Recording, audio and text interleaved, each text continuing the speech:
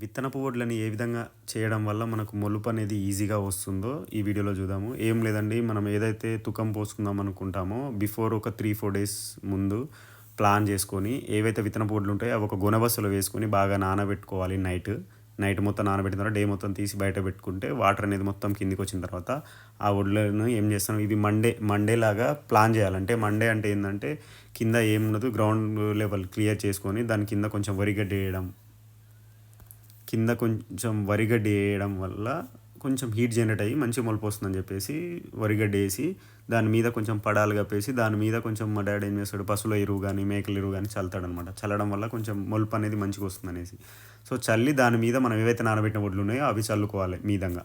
అటు చల్లిన తర్వాత దాని మీద కొంచెం ఎరువు, ఏదైతే మన మేకల ఎరువు కానీ పశువుల ఎరువు కానీ ఉంటుందో అది మీద కొంచెం చల్లుకొని దాని మీద ఏం చేయాలంటే వరిగడ్డి ఏదైతే ఉంటుందో ఆ వరిగడ్డిని మొత్తం దాని మీద కవర్ చేయడం వల్ల ఏమవుతుంది, కొంచెం హీట్ జనరేట్ అవ్వడం వల్ల ఏంటంటే మనకి మొలపు అనేది మంచిగా ఈజీగా వస్తుంది.